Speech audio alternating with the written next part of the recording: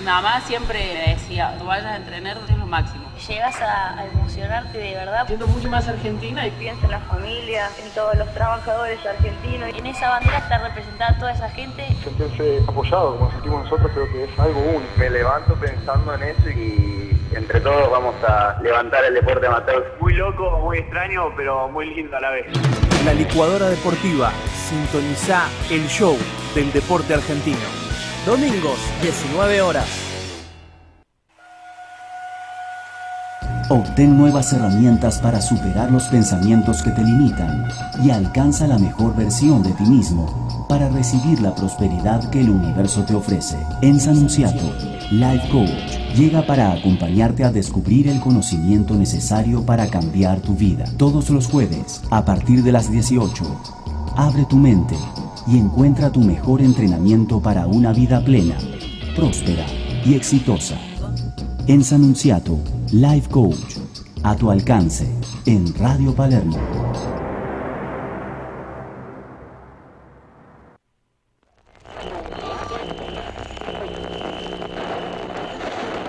¿Querés pasar un buen momento escuchando hablar sobre teatro, cine, tele y literatura? Es Gato en la Ventana. También nos gusta entrevistar a gente del mundo artístico y escuchar música de todos los tiempos. El Gato en la Ventana. Todos los sábados a las 3 de la tarde. Soy Hugo Bat Quintela y te estoy esperando.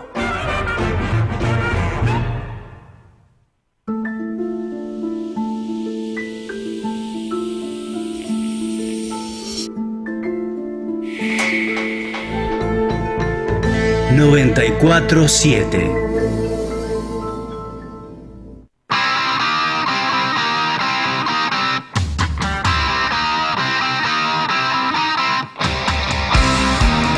El Observatorio del Trabajo. Es el espacio en que encontrarás las noticias más relevantes de la cadena de valor del trabajo y el empleo. Capital humano, innovación, tips para emprender, estabilidad, turismo, relaciones laborales, salud, sindicatos, toma de decisiones, desarrollo local, emprendedores, startup, tecnologías, pymes, formación, recursos humanos, búsquedas laborales, política del empleo. Vamos a caer una vez más. Con la dirección general y conducción del licenciado Juan Domingo Palermo. No podrás parar. Vamos a caer una vez más.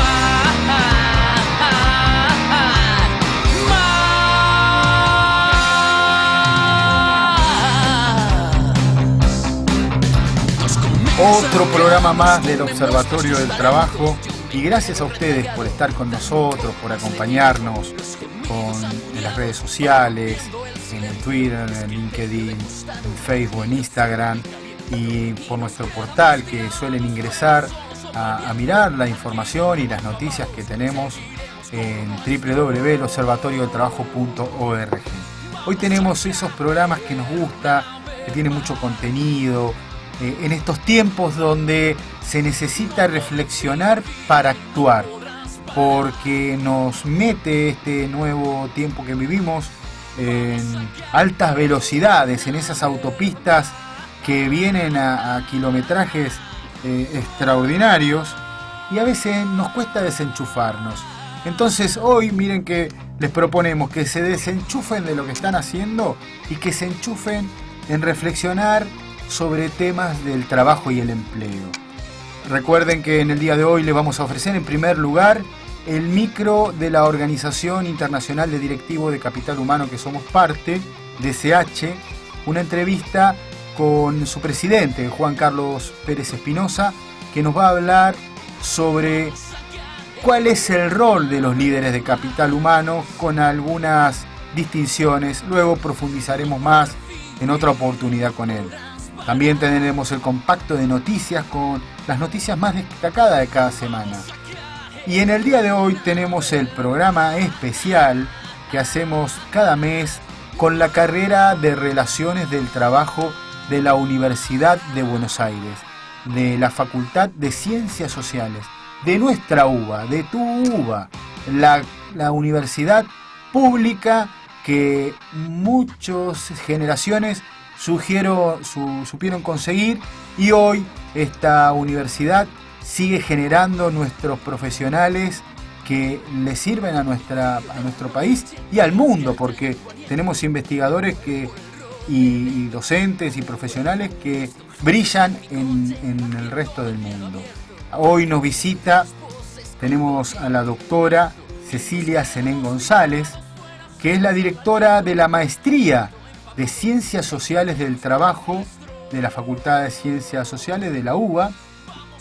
También, bueno, tiene una trayectoria como investigadora del CONICET, tiene papers, está en el Instituto Gino Germani de la misma facultad. Esta maestría tiene la creación, ¿no?, de ese prestigioso académico que lo tomamos nosotros como fuentes, que es el doctor Julio César Nefa, que funciona en la actualidad en la misma sede de la universidad. Así que primero vamos a ir a escuchar el micro con Juan Carlos Pérez Espinosa y luego las noticias, y después sí, vamos a conversar largo y tendido con la doctora Cecilia Senén González. Seguiremos con lo nuestro. Vamos a caer. Hola, ¿cómo les va? Estamos con Juan Carlos Pérez Espinosa, presidente de la organización que este Observatorio del Trabajo es parte, DCH, que puedes ingresar a la página que es www.orgdch.org y conocer toda la actualidad que hay para los directivos de capital humano de España y del mundo. Juan Carlos Pérez Espinosa, gracias por estar en el Observatorio del Trabajo en este día de hoy, que vamos a tener el programa especial con la carrera de Relaciones del Trabajo de la UBA. Y bueno, tú quisiste estar aquí con tu aporte y acercar algunas apreciaciones sobre cómo debe afrontar un líder de capital humano esta cuarta revolución industrial, esta era de la automatización, y nos gustaría que nos describas el último trabajo que hicieron, la última investigación, el barómetro, el segundo barómetro, que hacen con EAE y con DCH sobre los principales tópicos que tiene esta investigación. Gracias, Juan Carlos. Muchas gracias a ti, Juan Domingo, en primer lugar. Estoy encantado de poder colaborar contigo en tu programa. Bueno, decía los principales retos, me comentabas, Juan Domingo. Exacto. La verdad es que vivimos un momento fascinante, entiendo, para la función de gestión de capital humano o función de recursos humanos, porque estamos en un momento de una enorme transformación. Exacto. Y creo que esto, sin duda, es un reto fantástico para los profesionales. Nosotros intentamos alinear, de hecho, nuestra actividad en torno a estos retos. Intentamos ayudar a nuestros asociados a poder contar con experiencias de colegas suyos en estos retos que son los centrales hoy. Bueno, si me preguntas, pues bueno, hay algunos que son muy evidentes, ¿no? Lo decías tú, todo lo que tiene que ver con la transformación digital, pero yo haría especial hincapié en este ámbito en lo que tiene que ver con la analítica de recursos humanos, con la analítica, con la People Analytics. Okay. Porque esto está permitiendo a los departamentos de recursos humanos hablar cada vez más con datos concretos, que es lo que muchas veces se ha echado de menos en los directivos de capital humano, y que sus propios compañeros de los comités de dirección han echado de menos que recursos humanos aportara datos para sustentar toda su actividad. Aquí estamos dando un paso enorme con todo el tema de Analytics, y creo que esto está suponiendo un impulso fundamental para la función y está permitiendo a los directivos de recursos humanos estar en el papel que siempre deben tener. Y fundamentalmente, por eso sí, juega un rol central investigaciones como el barómetro, ¿no? Sin duda. Nosotros intentamos dar una visión sobre aquellos aspectos que más importantes. Nosotros trabajamos en el barómetro 4 aspectos: cómo atraen talento a las compañías, cómo vinculan ese talento una vez que lo han conseguido atraer, una vez que lo tienen en su compañía y las personas están vinculadas, cómo consiguen desarrollar su talento, y por cuando tienen que realizarlo, lamentablemente, como hacen la desvinculación.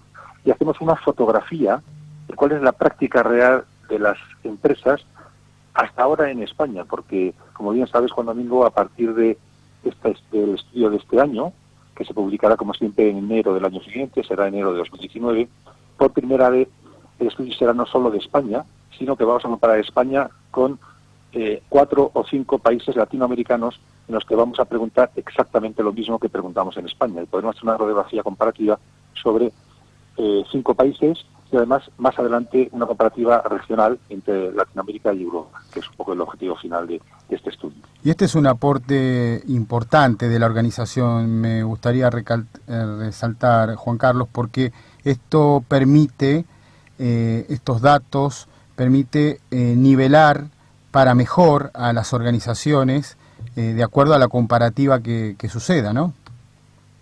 Correcto. Y bueno, casi toda nuestra actividad vinculada con este mismo tema que dices, ¿no? Del barómetro de estudios. Hacemos un segundo estudio nosotros sobre digitalización de la gestión de recursos humanos, precisamente, para ver cómo evoluciona. Y todas las actividades, en el fondo, lo que pretenden es transmitir buenas prácticas en los elementos fundamentales de las grandes compañías en lo que tiene que ver con la gestión del talento. Y por eso hacemos lo que llamamos encuentros, que realizamos al menos uno al mes, en los que tratamos temáticas candentes y de actualidad y interés fundamental para los directivos de recursos humanos. Y así pueden comparar, efectivamente, además, y ver cuáles son las prácticas de unos y otros. Y de acuerdo a la experiencia que tenés desde tu presidencia y de todo el equipo que cuenta la organización de directivo de capital humano, ¿cuál es la experiencia o 3 o 4 aspectos que vos puedas notar de la experiencia de este nuevo tiempo de los líderes del capital humano? Sí, mira, en el último encuentro que tuvimos, de hecho, que fue sobre formación, tendencias en formación, lo llamamos, que es un estudio que hacemos anualmente también, formación en las compañías, en las organizaciones, yo decía en el cierre de la jornada, porque era real, que quien hubiera asistido a la jornada ese día y quien asistió hace 2 años, le parecería un mundo completamente diferente. Solo en 3 años, la transformación en las prácticas de la formación, de la capacitación de los empleados y las empresas ha sido brutal. Hay ahora un tema que obviamente es de enorme importancia en las compañías, que es todo lo que tiene que ver también con la gestión de la diversidad. Y este es un reto fundamental para los directivos de capital humano. Diversidad en todos sus espectros, no solo de género, que obviamente también. Hay una que preocupa especialmente en estos momentos, como sabes muy bien, que es la diversidad intergeneracional. Estamos en compañías en las que están conviviendo muchas generaciones con enfoques muy diferentes de la propia vida y de la actividad profesional. Y hemos incorporado, creo, una cosa especialmente interesante ahora, que de hecho vamos a incorporar al barómetro en el estudio este año también, porque se ha incorporado como partner de DSH Inserta, que es una iniciativa de la Fundación 11, que es una institución en España que ya lleva trabajando muchos años por la inserción de personas con discapacidad en el entorno laboral. Uh-huh. Y de hecho, este año por primera vez también vamos a introducir en el barómetro un análisis sobre cuál está siendo la práctica de la diversidad en la discapacidad también, en la diversidad funcional.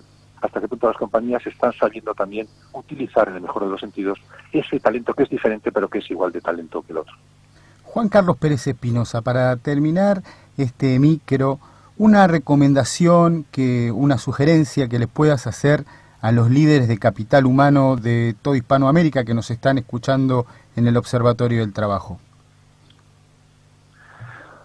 Pues probablemente lo mismo que intentamos trasladar aquí, ¿no? Que intenten centrar su actividad no solo en lo inmediato de recursos humanos. Nosotros trabajamos mucho la vinculación con los CEOs, por ejemplo. Creemos que es muy importante que los directores de recursos humanos se vinculen con los CEOs, entiendan las motivaciones, las preocupaciones de los CEOs, porque así pondremos el valor a la función.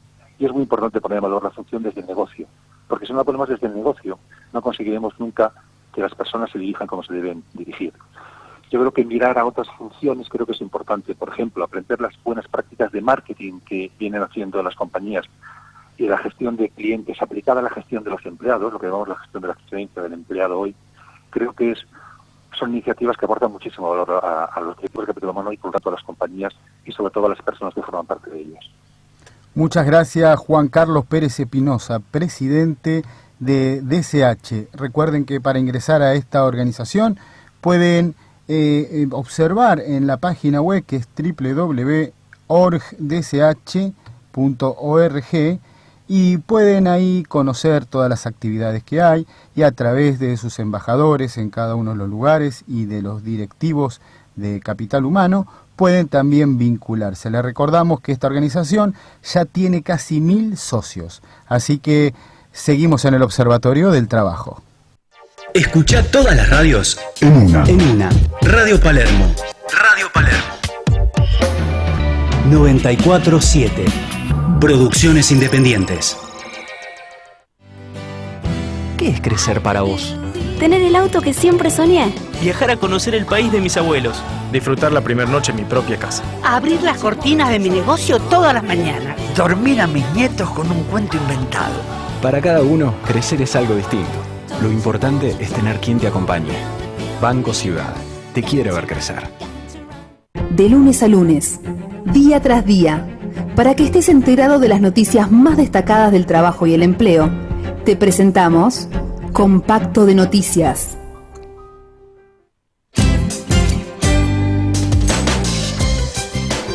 Bueno, arrancamos el compacto de noticias y antes de leerles las noticias que tenemos, quería agradecer a la editorial LIT, que presentó en Buenos Aires un libro que es La Cata de Té, de la ingeniera Victoria Bisogno, quien estuvimos presentes, donde realmente nos conmovió el profesionalismo de la ingeniera, donde trabajó aspectos desde su historia personal y la importancia de la experiencia, de este sabor, de esta infusión.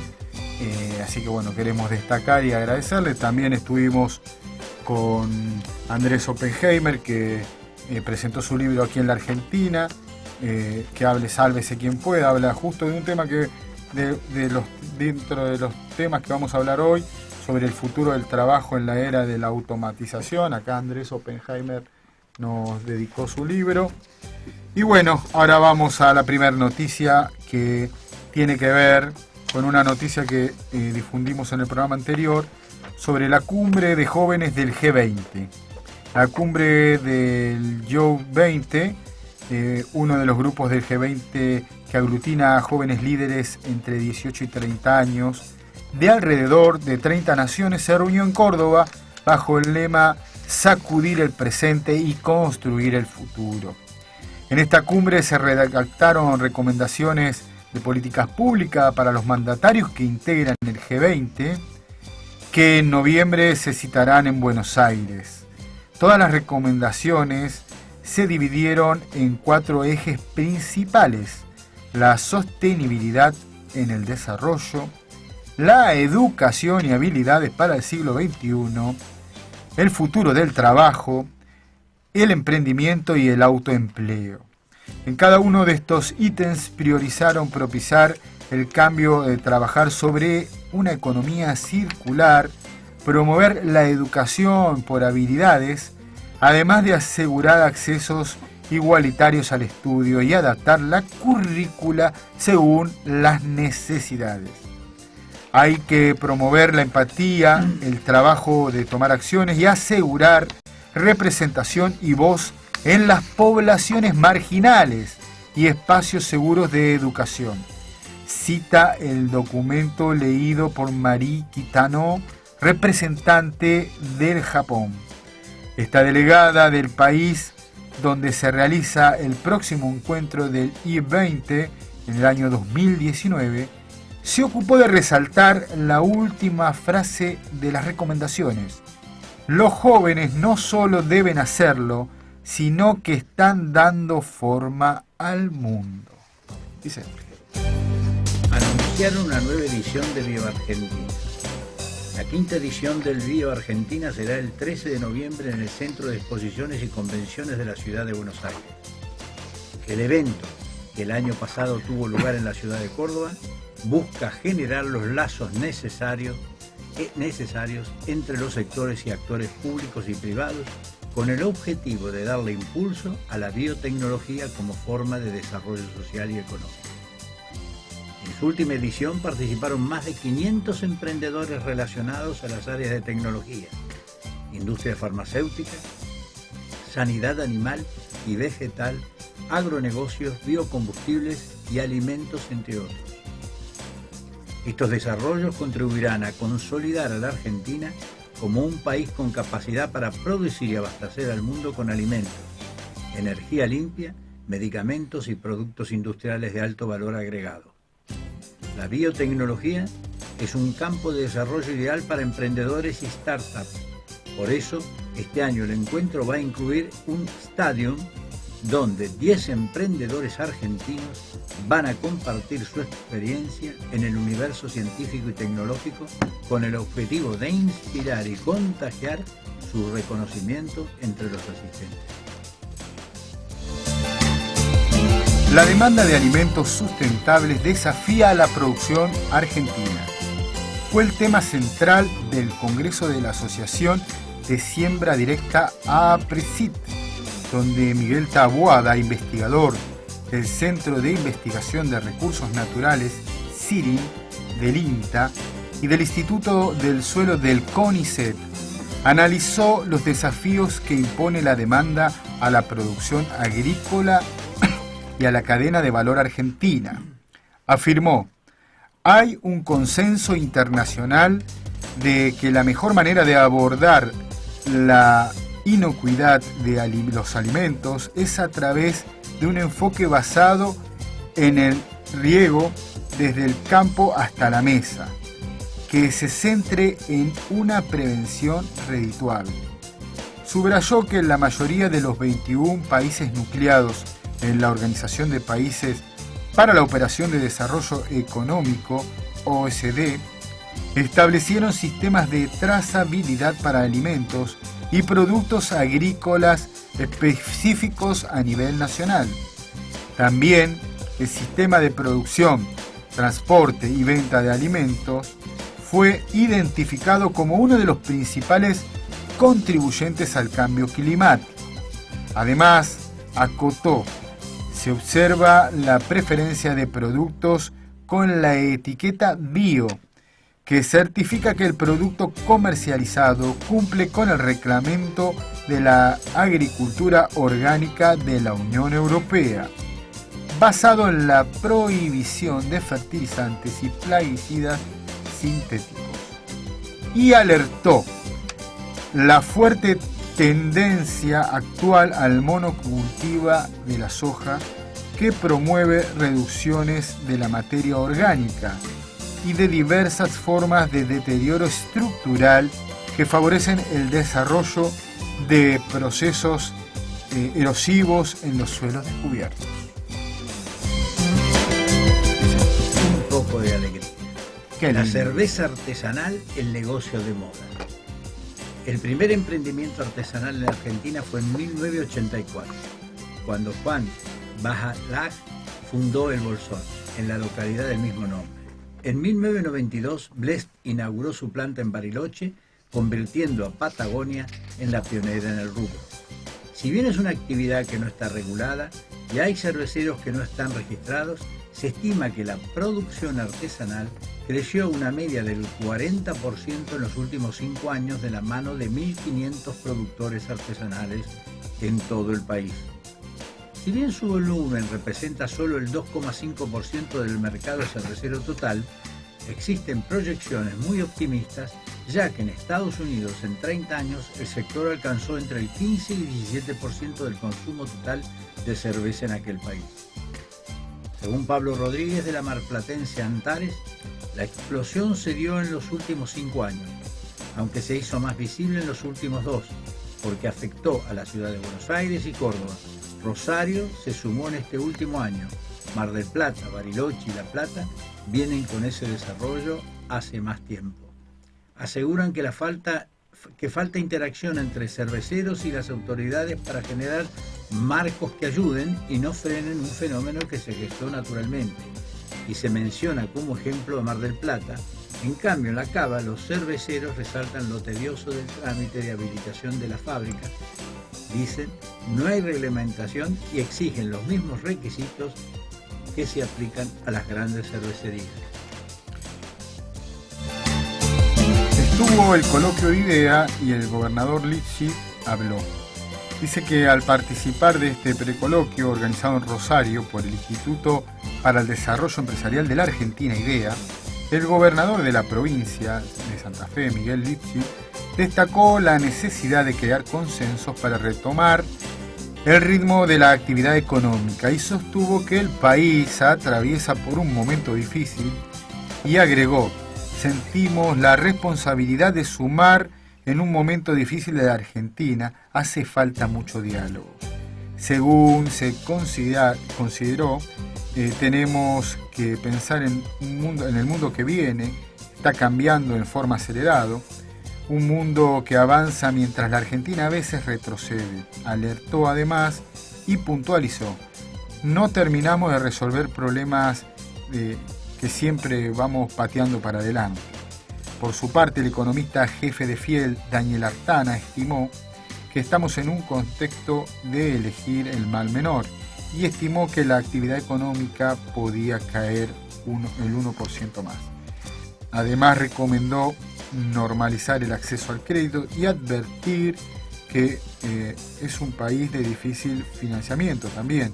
Hay una sensación de que la Argentina está muy preocupada por controlar el tipo de cambio, mientras recomendó que hay que preocuparse más por el riesgo país.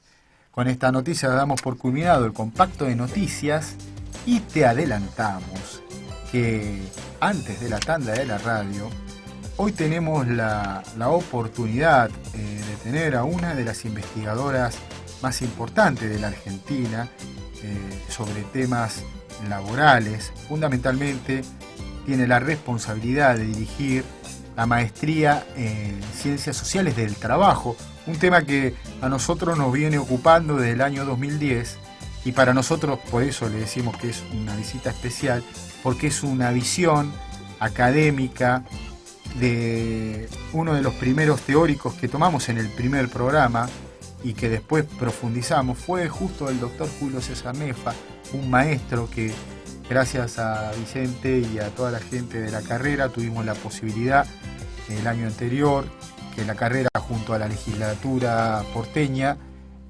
lo declaró ciudadano ilustre.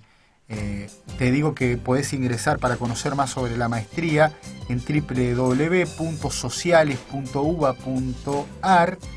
Así que vamos a charlar en profundidad con Cecilia Senén González, que además en esta maestría está integrada por personalidades destacadas del ámbito académico como Patricia Ventrici, el secretario académico también es Mariano Battistotti, hay una comisión académica, y bueno, como les dije, Nefa, está Guillermo Neyman, Florencia Luci, Hernán Sandro, el director de la carrera de Relaciones del Trabajo, Alberto Bialkowski, creo que lo pronuncié bien. Bueno, esta es la maestría que dura 2 años, que nos va a contar cómo distintos problemas que se van sucediendo en el mundo del trabajo, como ya sea el efecto llamado de la automatización, como también un problema que se genera estructuralmente, por ejemplo, en sociedades en Latinoamérica es muy natural, como la pobreza, cómo esta carrera hace aportes a los profesionales para que se puedan formar, para después hacer lectura correcta, instrumentación de políticas públicas, ya sea para el ámbito social, para el ámbito académico, para el ámbito también empresarial o también para el sector público. Así que vamos a la tanda de la radio y después sí, nos metemos de lleno con la invitada del día, con la doctora Cecilia Senén González, que viene de una prosapia de la investigación también. ¿Vamos a la tanda?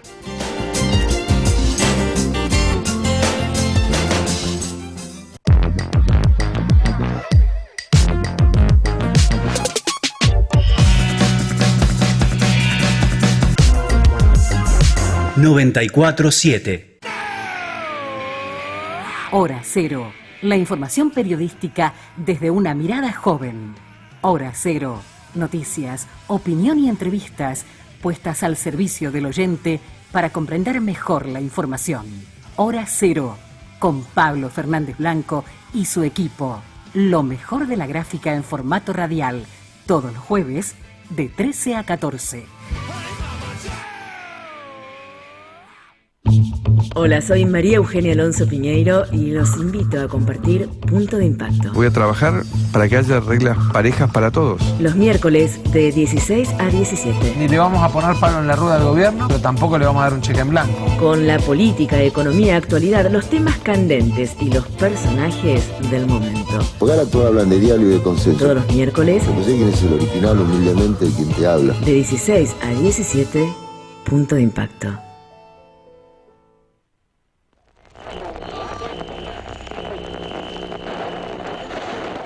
¿Querés pasar un buen momento escuchando hablar sobre teatro, cine, tele y literatura? Es Gato en la Ventana. También nos gusta entrevistar a gente del mundo artístico y escuchar música de todos los tiempos. El Gato en la Ventana. Todos los sábados a las 3 de la tarde. Soy Hugo Bat Quintela y te estoy esperando. Hola chicos, ¿qué tal? ¿Qué se cuenta? Cuando se apaga la luz, se iluminan todos tus recuerdos. ¿En qué momento del día los agarro? Sí, ya sé, de noche, eso seguro. Pero tranquilos. La Puerta del Tiempo. Acompañados, solos. Con la conducción de Alfredo Lepera. Todavía cenando. Sábados a las 23.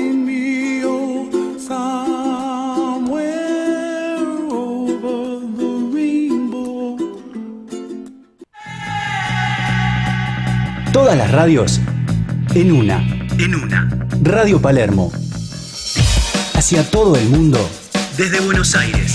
RPLM 94.7. Buscamos, indagamos, preguntamos, nos informamos, nos aseguramos.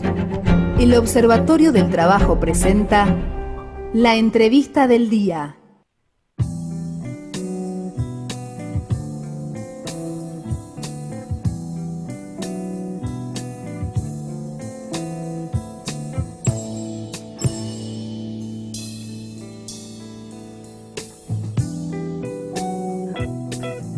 Gracias Maximiliano Perel por tu operación y tu colaboración.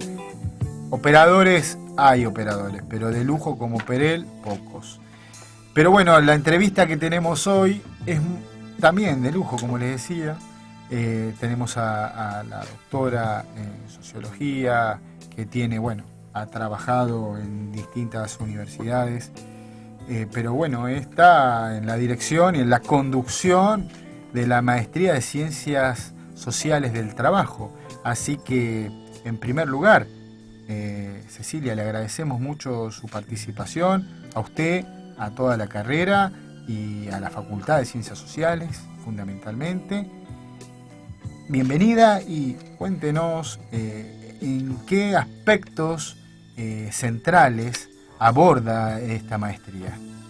Muchas gracias Juan Domingo por la invitación y por esta oportunidad de poder contarle al público y a ustedes de qué se trata la maestría y cuáles son, digamos, los objetivos que nos proponemos. Bueno, ante todo quiero aclarar, aunque ya lo mencionaron, yo formo parte de un equipo dentro de la conducción de la maestría, conformado por la quien también está compartiendo conmigo la dirección como codirectora, que es la doctora Patricia Ventrici, y el secretario académico, que es Mariano Battistotti, que también es un egresado de la carrera y es máster tiene una maestría en dirección empresaria, lo cual también Patricia es doctora en estudios sociales, yo soy en sociología, es decir que también nos complementamos en términos de distintas disciplinas que convergen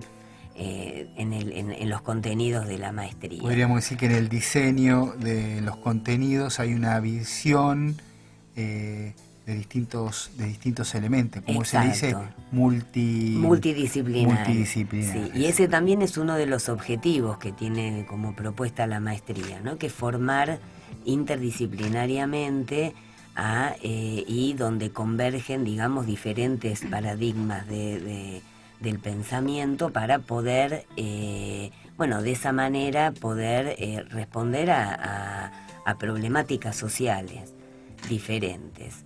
Es decir, que la maestría busca justamente, la posibilidad de adaptarse a contextos cambiantes y complejos, busca también formar investigadores o funcionarios o relacionistas públicos que tengan contenidos, digamos, diversos, ¿no? O sea, poder afrontar diversas problemáticas, todas vinculadas al tema laboral, ¿no? Por eso se llama Ciencias Sociales del Trabajo. Son 2 años, ¿no? Sí, la maestría son 2 años, tienen un trabajo de tesis, es decir, que dentro de la currícula de la maestría los alumnos tienen materias de metodología y de poder, y tienen un taller de tesis, y en ese sentido ellos eligen un tema, una temática especial que les puede interesar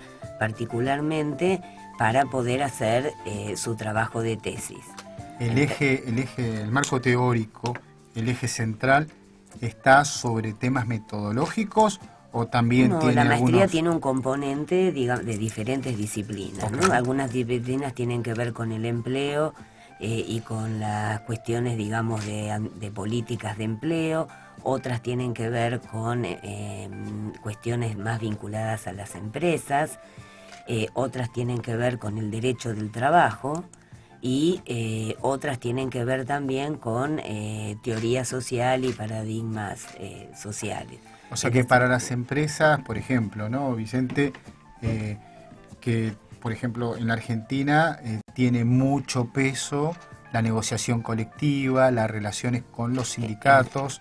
En la materia la maestría le da un valor agregado a ese profesional en la visión que tenga para resolver esas cuestiones. Mañana viene una empresa multinacional o una pyme y necesita un profesional para manejar el área de capital humano o el área puntualmente de relaciones del trabajo, a un egresado de esta maestría tiene un background suficiente Exacto. como para poder abordar la temática, ¿no? Exacto, y además lo que tiene son elementos o herramientas para poder abordar esas temáticas y poder adaptarse como a contextos cambiantes, ¿no? Que también parte de lo que mencionaban en la primer parte del programa. Este contexto Es decir, que este llegó, contexto... se quedó o no se quiere ir.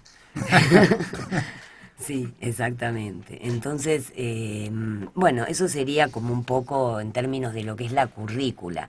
Es decir, este programa es un programa que está aprobado desde el año 2009 y que probablemente haya que hacerle algunos ajustes en el buen sentido, ¿no? Acá estamos no en el sentido del 2018. ajuste, pero no en el sentido, sino poder modificar tal vez algunas de las materias en términos de los contenidos, sobre todo. Reformas incrementales le vamos a llamar. Llamémosle mejor antes que ajuste. Pero aparte porque también como sociólogos, como investigadores, nosotros en forma permanente estamos viendo cuáles son, dónde existen áreas de vacancia. Es decir, a partir de poder ver dónde justamente es necesario nuevos contenidos, nuevos conceptos que puedan dar respuesta, porque esas áreas, digamos, no surgen siempre, o sea, son a veces periódicas, cada tanto tiempo es necesario que haya algunas modificaciones, ¿no? Bueno, veíamos lo que decían los chicos de la cumbre del G20, ¿no? Que hablaban de temas centrales. Por ejemplo, vamos al caso argentino, don Vicente.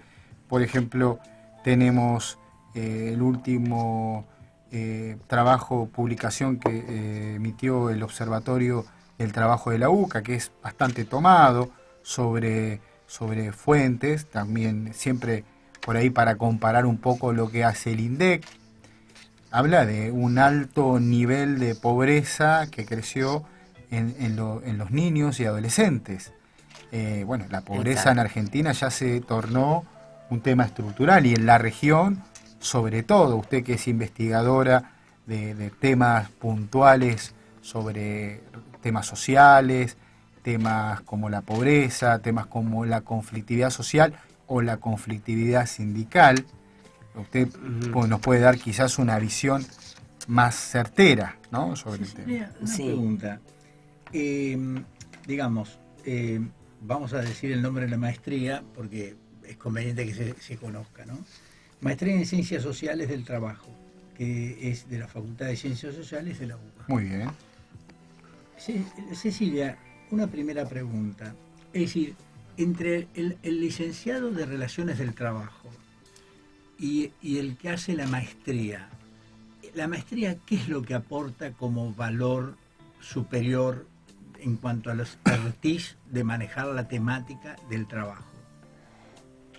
Me parece una pregunta muy acertada porque justamente nosotros buscamos que los egresados también de relaciones laborales puedan cursar esta maestría, y para eso hay que mostrar no solo las diferencias, sino lo que hablábamos antes, ¿no? ¿Para qué sirve tener una maestría en este momento o en cualquier momento de la vida de una persona? Eso es otro tema, ¿no?, que también podemos tocar. Pero lo que decía Vicente, bueno, un primer aspecto fundamental tiene que ver justamente con la posibilidad de hacer una tesis, ¿no? Una tesis es un trabajo original, un trabajo, digamos, personal, es un trabajo que tiene no es un trabajo colectivo, o sea, es un trabajo que es individual. Y es un aporte al conocimiento en alguna temática que no sea un conocimiento repetido en otros trabajos. Por eso, bueno, lo de la originalidad, es decir, uno puede tomar un tema y analizar un tema que ya exista, incorporándole otras cosas, otras dimensiones. Claro, el estado del arte, se hace una investigación. Exacto. Y se dice, bueno, hay un trabajo, bueno, le incorporamos otras dimensiones, que para este tiempo es ideal. Es ideal. O vos, por ejemplo, podés estar estudiando un sector económico, el sector automotriz, y podés después incorporar otros sectores, el sector de alimentación o el sector rural. Es decir, dentro de una temática específica, al agregarle otras dimensiones o otro nivel de análisis, ya está teniendo un tema diferente y original. Entonces, la tesis también va articulada a otras materias, como ser la metodología cualitativa, la metodología cuantitativa, el taller de tesis que yo les había mencionado anteriormente. Después, en otras materias, por ejemplo, hay mayor énfasis en los temas de estadísticas, en los temas de políticas públicas. En ese sentido, digamos, sería una diferencia con la carrera. Ahora, de todas maneras, como yo les decía, en los programas hay que modificarlos y sobre todo porque ya son casi 10 años de un mismo programa, y porque por otro lado esta maestría también está incorporada a la política académica de la facultad. Desde este año, por ejemplo, se creó, es decir, este año, que es el año que nosotros empezamos con la dirección de esta maestría, la gestión actual ha creado un campus virtual. Esto es un proyecto novedoso dentro de la facultad. Son 13 maestrías que existen en este momento. Hay también un doctorado en ciencias sociales y hay 3 especializaciones. Entonces, tiene como propósito que las maestrías también tengan un área articulada entre sí. Es decir, que haya, por ejemplo, 2 materias de cada maestría que diferentes alumnos la puedan cursar.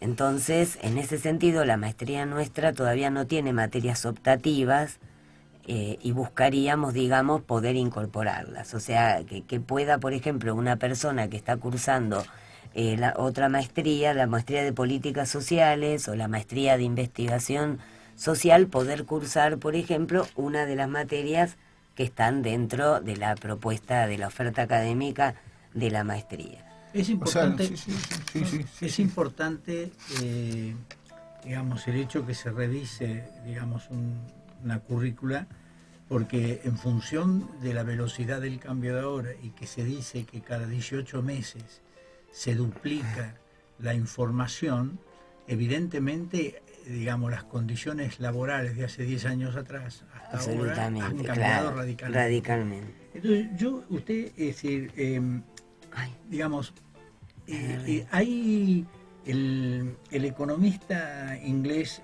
Guy Standing, profesor de la Escuela de Estudios Orientales y Africanos de la Universidad de Londres, creó, digamos, una nueva clase social, ¿no?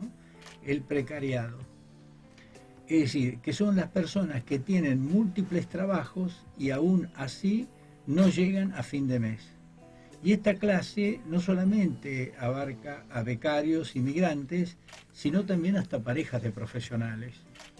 Es decir, este nuevo fenómeno de precarización, en el sentido de que las grandes empresas, digamos, atienden el core del organizativo y lo otro lo tercerizan, por ejemplo, los transportes o, digamos, o la correspondencia. Sí, el outsourcing. Exactamente. Es decir, digamos, la maestría, digamos, sobre esto va a este nuevo fenómeno, le va a poner o está en consideración observar eso.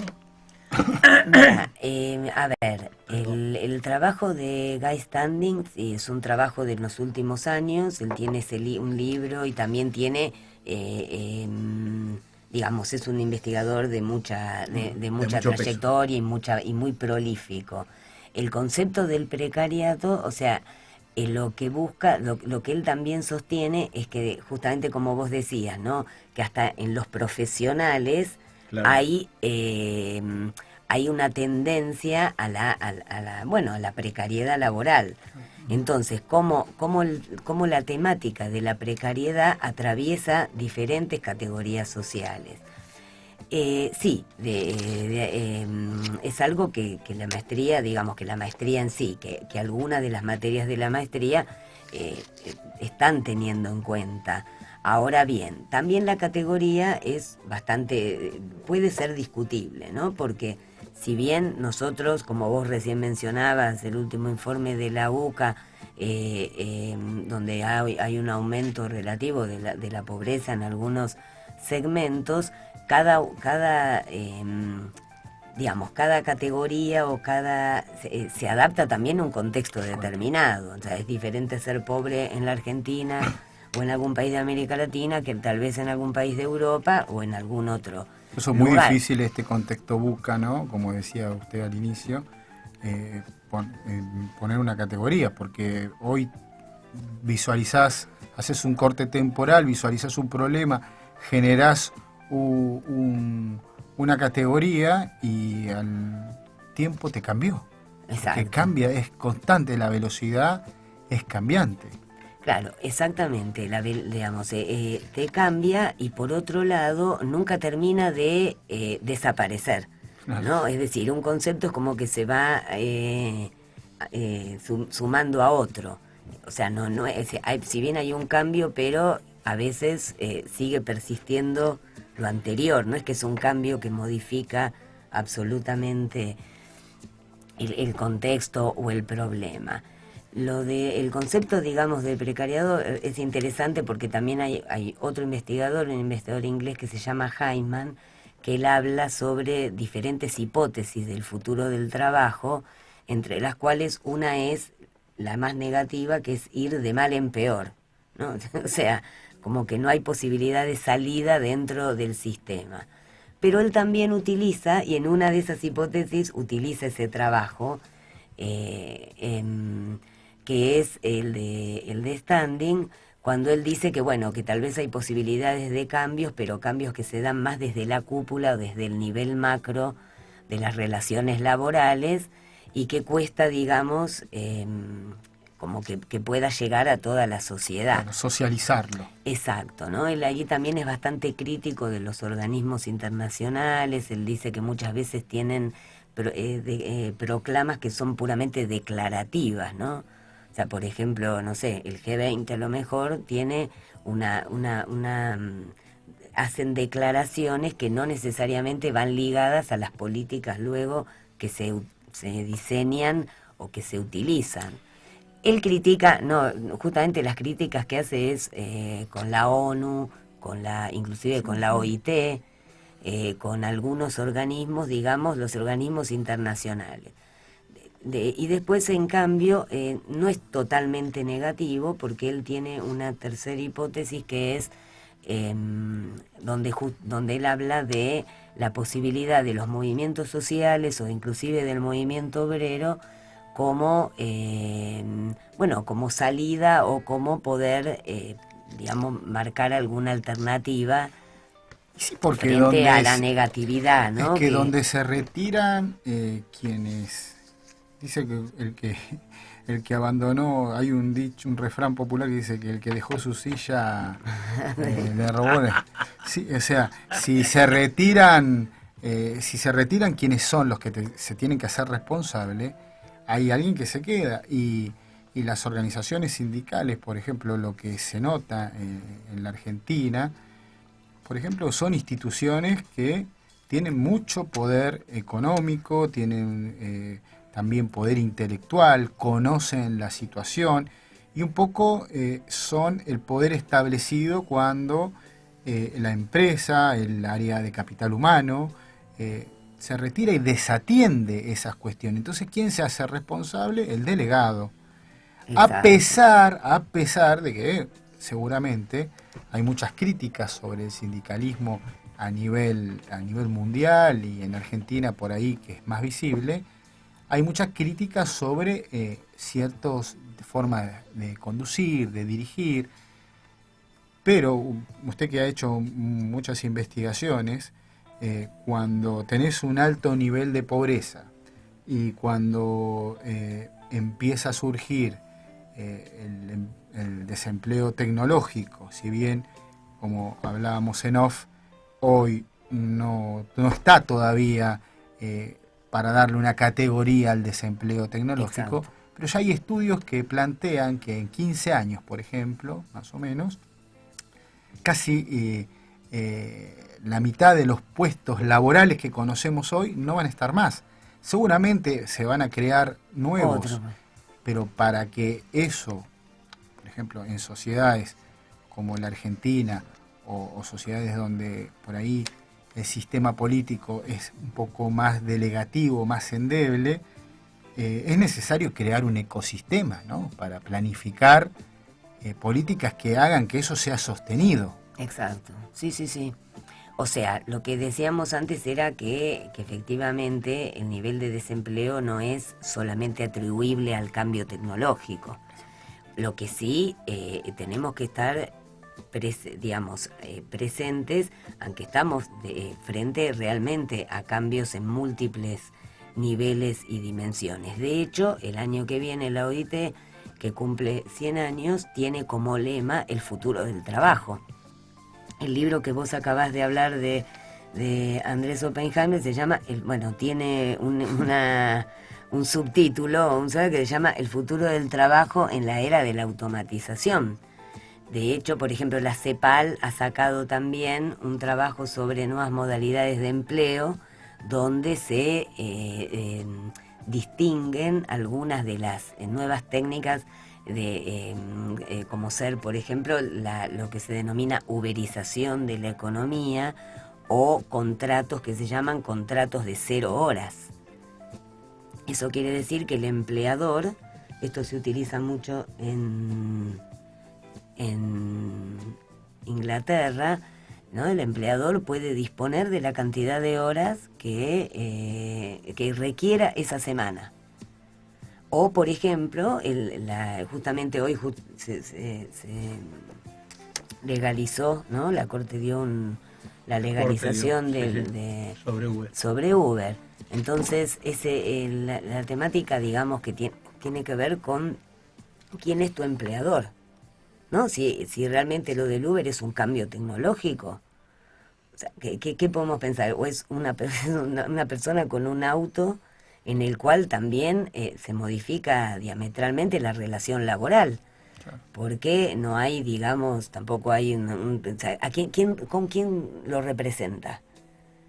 Entonces, bueno, eso que en otros países ya está, digamos, como reglamentado, para nosotros es algo novedoso y hay otras, otras modalidades también que presentan, de laborales, que también presentan muchos desafíos en términos de cambios en las modalidades de contratación y de representación, ¿no? Y de organización de los trabajadores. Yo creo que ustedes, sí, creo que los cambios, por ejemplo, es un buen elemento tomar cómo vienen los investigadores en la Universidad de Buenos Aires, por ejemplo, en la maestría, como ustedes, que hay que ayornarse a los nuevos tiempos, pero con una visión multidisciplinar y ver realmente, sí, obvio, estamos en la era de la automatización, es el Big Data, le llaman el petróleo del siglo XXI,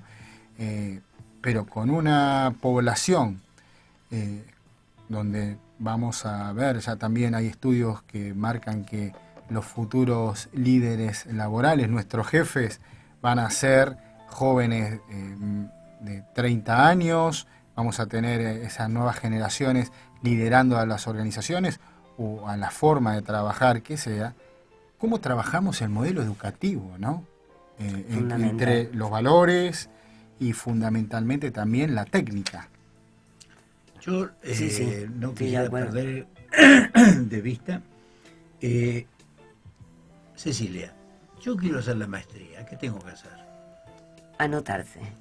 ¿Cómo me anoto? ¿Cómo nos anotamos? La maestría, hay una serie de requisitos, digamos, cuando empieza una nueva corte, en la cual uno tiene que entregar sus títulos, hay que, digamos, como primera medida tengo que tener una carrera de 5 o 6 años. Claro, una carrera tenés que tener como el piso, claro, es un piso, una licenciatura.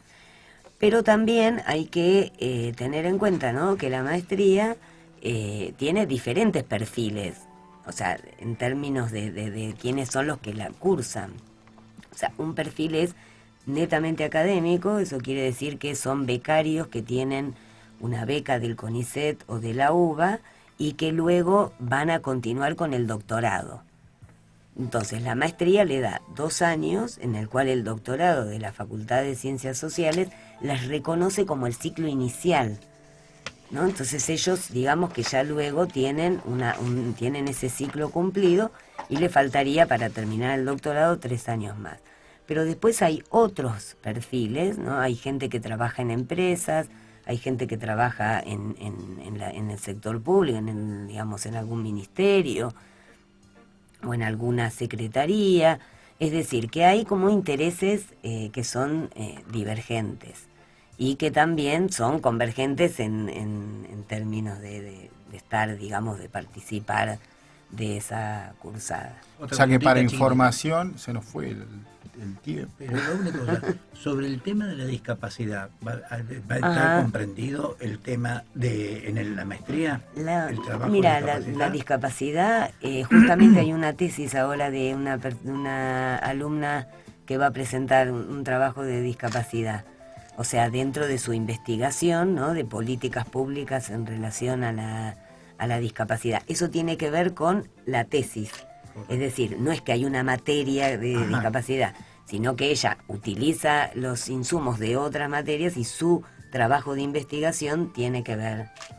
O sea que para pedir información ingresan a la página www.sociales.uba.ar, entran ahí, contacto y se conectan, y también tienen seminarios, ahí 2 veces por semana se cursa, ¿no? Se cursa 2 veces por semana, de 18 a 21, y después ahí tienen también la información, que es lo que vos me preguntabas, Vicente, para el año que viene, de los que quieran ingresar en la nueva cohorte. Ok. Recuerden, pueden dirigirse a Marcelo T. Alvear, 2230, acá en la Ciudad Autónoma de Buenos Aires, o llamar al 5411 5287-1500, UBA Sociales, ahí Maestría en Ciencias Sociales del Trabajo.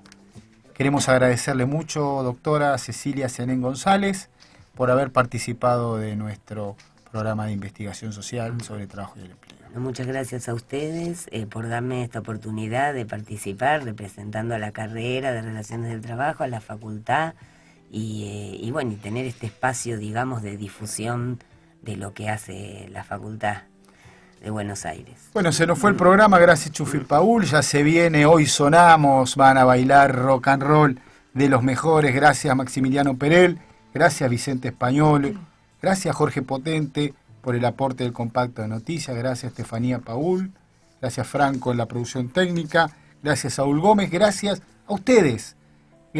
a ustedes que hoy presenciaron un programa más del Observatorio del Trabajo, el programa especial del mes de agosto de la carrera Relaciones del Trabajo de la Facultad de Ciencias Sociales de nuestra Universidad de Buenos Aires. Nos vemos el próximo martes.